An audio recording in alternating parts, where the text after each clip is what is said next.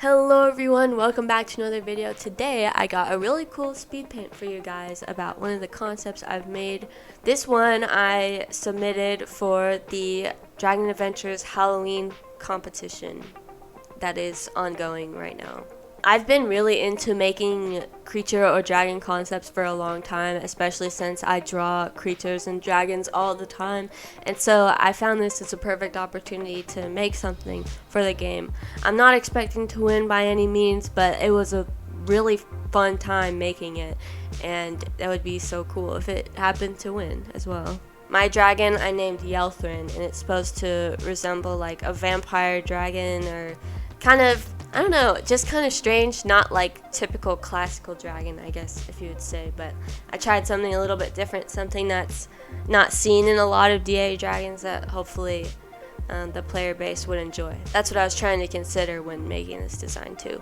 A little bit of information about the design. The size I chose was a little bit bigger than Pharaoh Rex when standing normally, so not too big but not too small either. And the description is, YELTHERN are medium-sized, skittish, blood-sucking creatures. They prefer to live in dark areas and only venture outside when it's nighttime.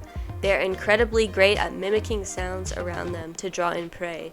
YELTHERN are known to mimic a wide variety of things, from yells of humans to calls of birds to hissing snakes. And that's pretty much the synopsis of the design. I'm going to talk for a little bit about my process that I use for going through making these concepts. I've made a couple of concepts before. I haven't posted any of them besides this one on this channel yet. But I guess if you're looking to make a concept, the way to start is to just gain inspiration from things around you. I recommend using Pinterest. Pinterest is where I get a lot of my inspiration for my designs. I take some aspects from a lot of different creators and artists to see what kind I like and just what works for the design and the theme. And I also use it to help me choose color palettes for my creations as well. This being for Dragon Adventures, it is extremely hard to make good looking patterning and only have 3 colors that you can use. If done well, it looks gorgeous, but I myself is what I struggle with the most.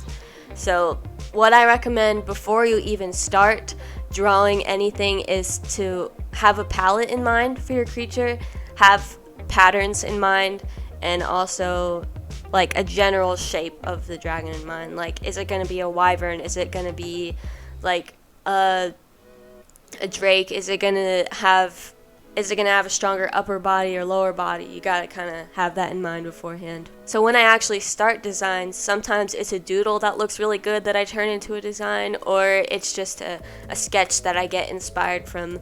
So with YELTHERN, this was actually a digital sketch that I did. Normally I do doodles on paper and then take a picture and import it into Critus. That way I can draw on them from there. But this one was a digital sketch.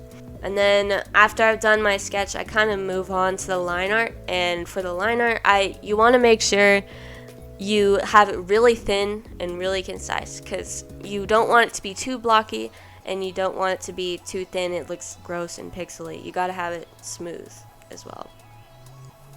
I've done modeling projects before with my own drawings, and let me tell you, it is very hard to model something if your drawing is not a T-pose and the lines are really thick. But yeah, for the line art, I used like 3.2 something like pixels for the outside, which doesn't really matter, it can be different. And then I used like a slightly smaller size for the markings, like the feathers and the little spots there. And then when I go into coloring, It definitely takes a lot of trial and error. Like I said earlier, the patterning is something that I'm not as good at and that I'm trying to get better at.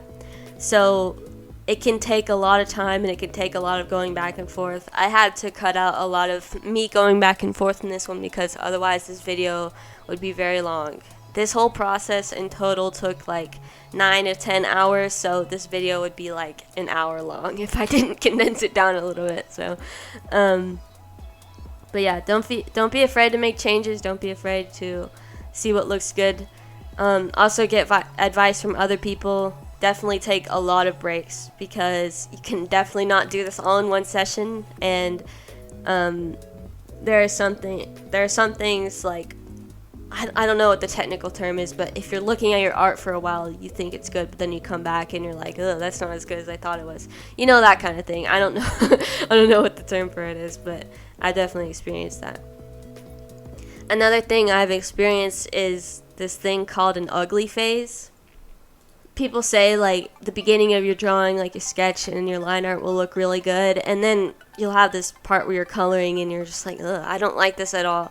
And then once you get to the end, you start to like it a lot more. I definitely experienced that with this. Like, in the middle part, I cut out a lot of it, but I was just like, this isn't looking good at all. I don't like how the colors are going together. What am I gonna do? I was so close to giving up, but I didn't, because you miss all the shots you don't take, okay? You gotta finish things to get better. That's what I'm saying.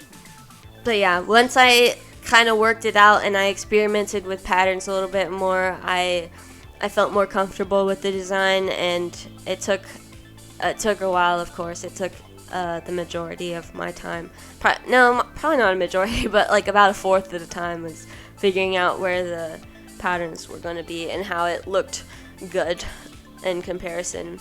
But after I did the main body, I also moved on to references of the wings, the dorsal and ventral sides, and also reference of the tail. The tail, I kind of wanted it to look like almost a lotus flower or a tulip that the feathers kind of fold into the middle. So kind of poofy, but also not like straight down or straight sideways kind of thing. So I made a reference of the tail as well. So that way, that would make it easy to model. And then, of course, after that, I did a reference of the head there with the one big eye on the top. And then after all that's done, I went through all the mutations and added that, and I made it on separate layers so that way I could show the no mutation and the full mutation thing. Then finally, I did some sketches of the idle and standing poses, just to kind of show how the creature would walk on its wings. That's what I had in mind. And then the sitting animation. But yeah, that was my design process. I really hope you guys enjoy this video, these speed paints and stuff. If you are making a creature for the Halloween contest, I definitely want to see it. Like, send it to me on Discord or something. I want to know what you guys are making. But yeah, best of luck to everyone. Let me know if you want to see more speed paints in the future or anything. They're pretty fun to make, so I can easily make them as well. So, but yeah, I hope you guys enjoy it, and I'll see you next time. Bye.